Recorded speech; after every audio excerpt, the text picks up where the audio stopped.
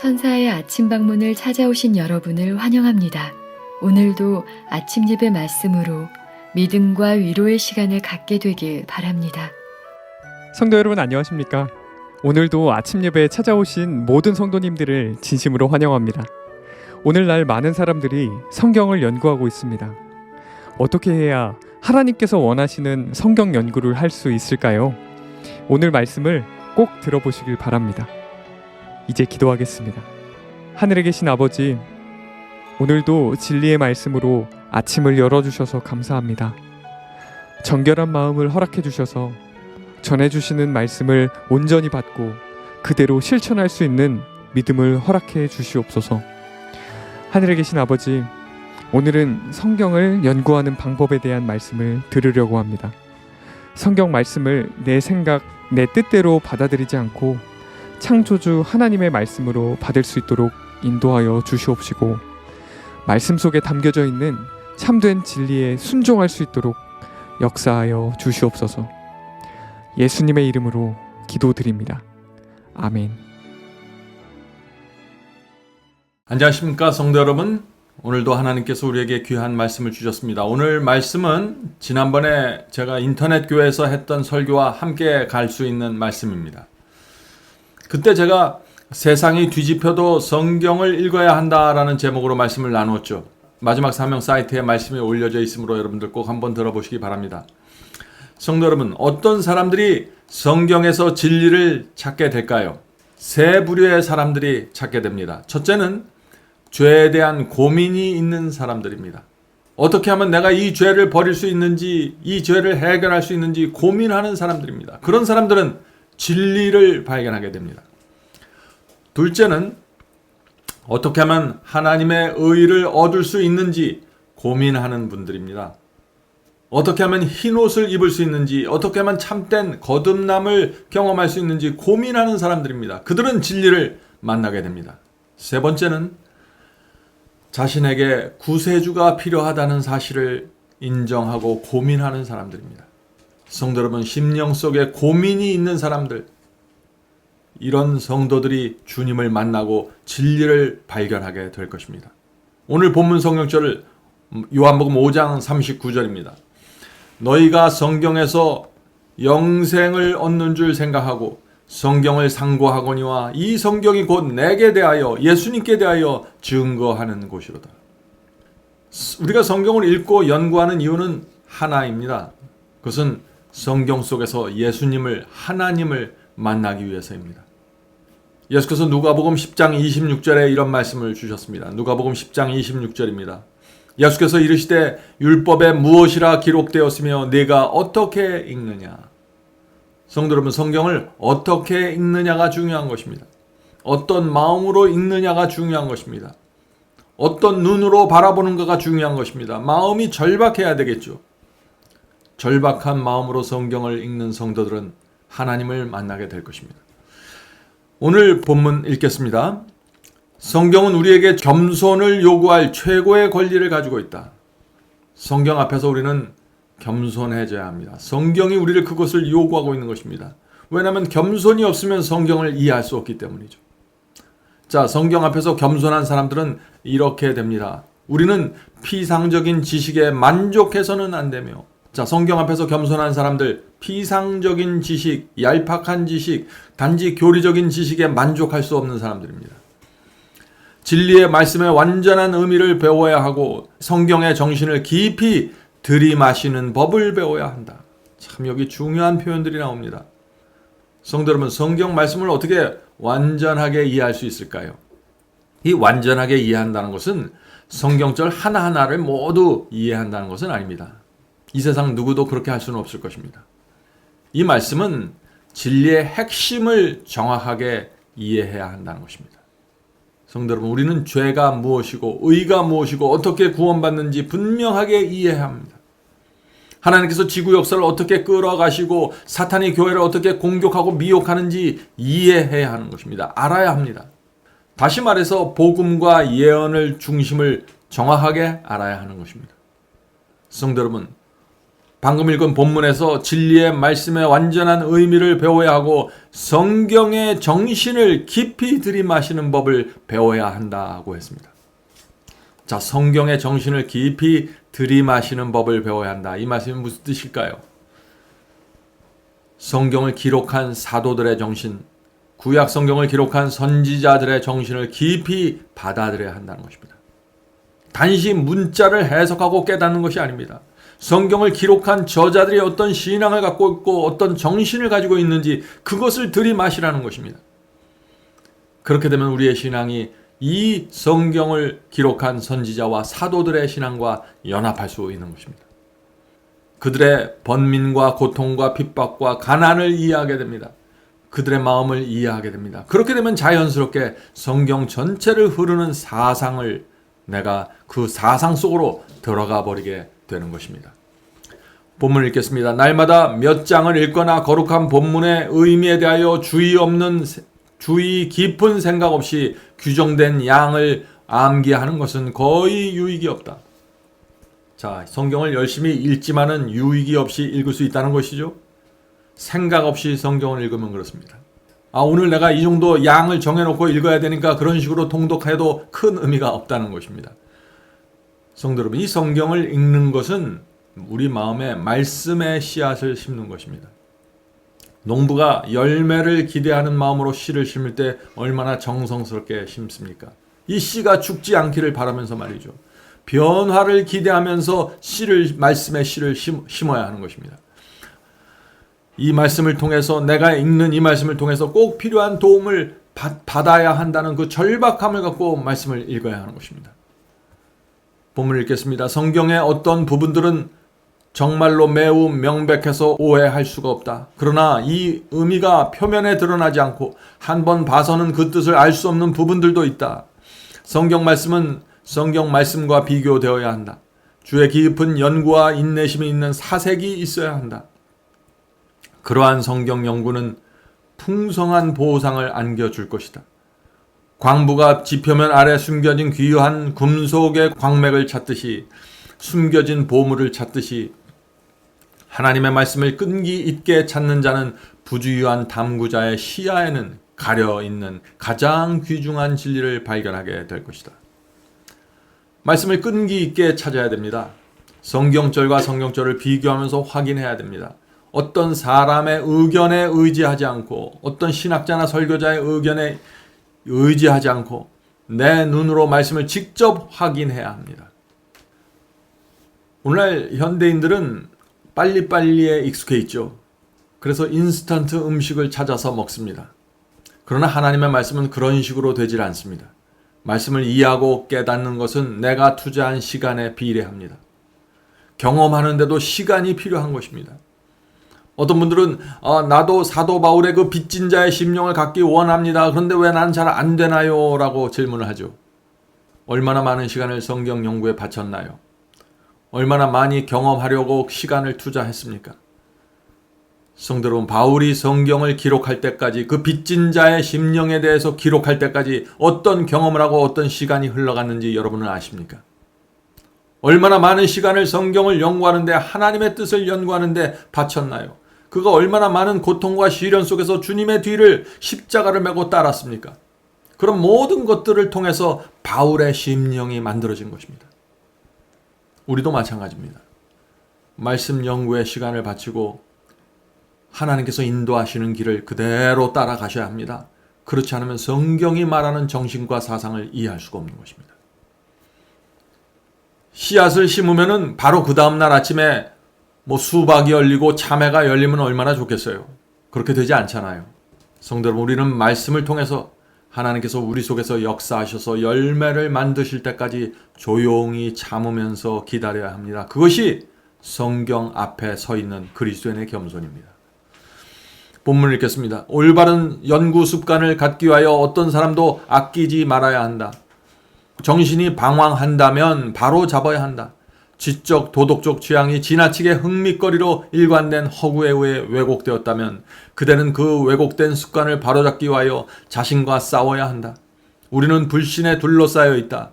불신의 분위기가 가득한 듯하다. 오직 끊임없는 노력을 통해서만 우리는 그 세력을 물리칠 수 있다. 성도 여러분, 선으로 악을 이겨야 합니다. 말씀으로 악을 지배해야 되는 것입니다. 말씀을 꾸준히 읽는 것이 그래서 중요한 것입니다. 그런 사람들은 영적으로 살아나게 되어 있습니다. 만일 우리가 말씀을 읽지 않으면 어떻게 될까요? 내가 얼마나 연약하고 부족한 존재인지 잊어버립니다. 그래서 겸손을 잃어버리게 됩니다. 조그만 유혹에도 자꾸 쓰러집니다. 무슨 증세입니까? 말씀을 읽지 않은 증세입니다. 그런 상황이 되면 사탄이 나를 이리저리 정신없이 끌고 다니게 됩니다. 그렇게 한참 지내다가 우리가 지친 심령이 되면 어떻게 되나요? 다시 주님께 회개하고 눈물 흘리고 돌아오죠. 말씀을 붙잡고 읽으려고 합니다. 그렇게 되면 내 마음이 다시 겸손하게 되고 하나님 없이면 안 된다는 사실을 깨닫게 되고 영적으로 다시 살아나게 되는 것입니다. 성도 여러분, 그런데 이런 식으로 우리의 신앙이 계속해서 수십 년 동안 오르락내리락 한다고 생각해 보세요. 그러면 어떻게 될까요? 내 자신의 신앙에 대해서 확신을 갖지 못하게 됩니다. 좌절하게 됩니다. 많은 그리스도인들이 바로 이 문제에 부닥쳐서 지금 혼돈하고 슬퍼하고 힘들어하는 것입니다. 성도 여러분, 어떻게 하면 우리가 이런 문제를 해결할 수 있을까요? 한 가지 방법밖에 없습니다. 날마다 하나님의 말씀에 시간을 내서 투자하고 읽어야 합니다. 우리의 마음은 하나님의 말씀이 지배하든지 아니면 육체 속에서 올라오는 욕망이 지배하든지 둘 중에 하나입니다. 그래서 우리가 아침마다 일어나서 날마다 하나님의 말씀을 우리의 마음에 퍼부어야 하는 것입니다. 말씀으로 육체의 욕망을 지배하고 그것을 십자가에 못 박아야 하는 것입니다. 성령께서 그 말씀을 통해서 우리 속에 들어가서 그 은혜로 우리의 마음을 지배해 주시는 것입니다. 계속해서 본문 읽겠습니다. 나는 젊은이들과 노인들에게 호소한다. 하나님의 말씀을 그대의 교과서로 삼아라.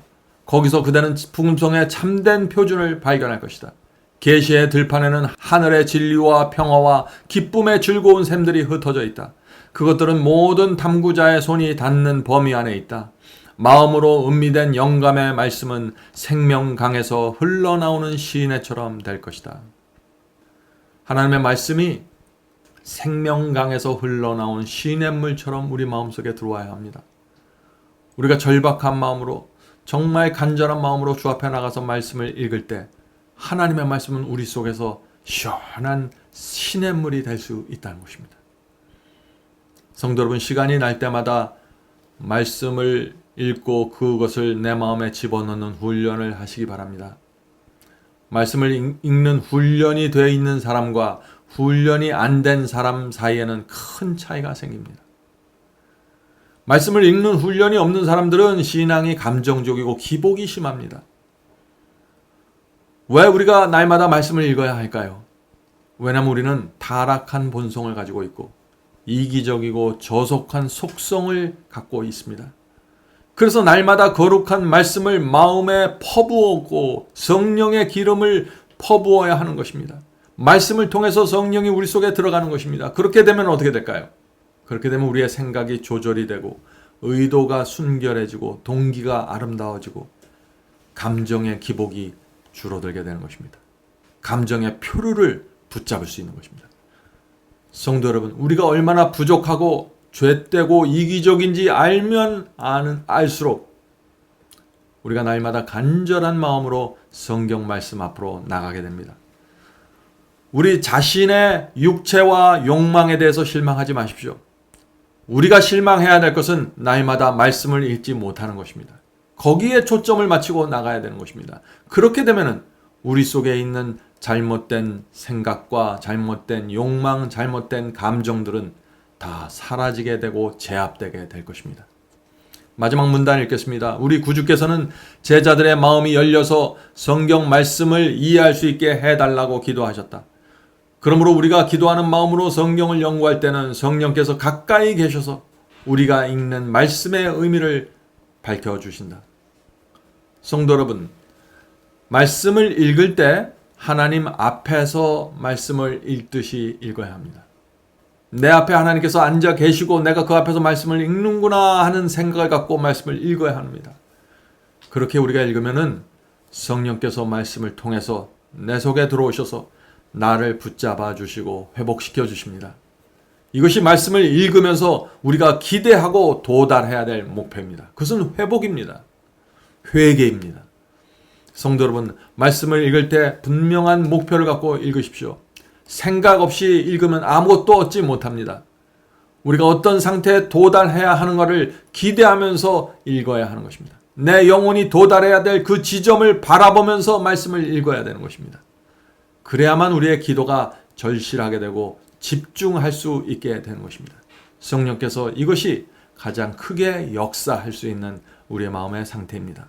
자, 기도하겠습니다.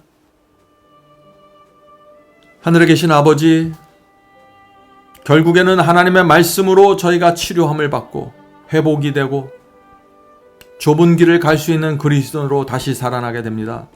주여, 날마다 주의 말씀을 통해서 저희가 회복되고 저희의 정서와 저희의 마음이 안정적이 될 수 있도록 도와주시옵소서.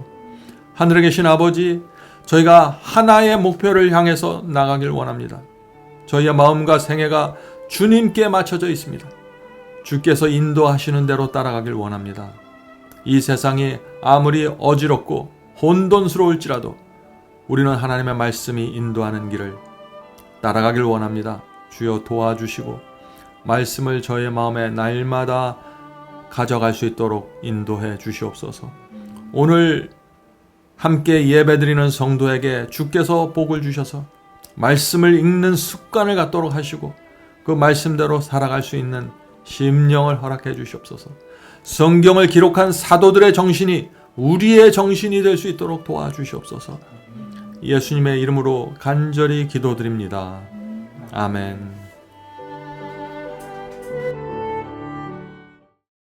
성도 여러분, 마지막 사명에서는 아침 예배 채널을 유튜브에서 별도로 운영하고 있습니다. 아침 예배 채널에서는 매일 새벽 4시에 예배 영상이 올려지고 있으며 특별히 아침 9시에 생방송 예배가 진행됩니다. 아침 9시 생방송 예배가 아침 예배 채널의 독특한 특징입니다. 원하시는 분들은 유튜브에서 아침 예배 채널을 별도로 구독 신청하여 주시면 저희와 함께 생방송으로 아침마다 예배 드릴 수 있습니다. 매일 아침마다 하나님의 말씀으로 저희 모두가 주 앞에 나와 예배 드리는 신앙으로 함께 나가게 되길 간절히 바랍니다. 감사합니다.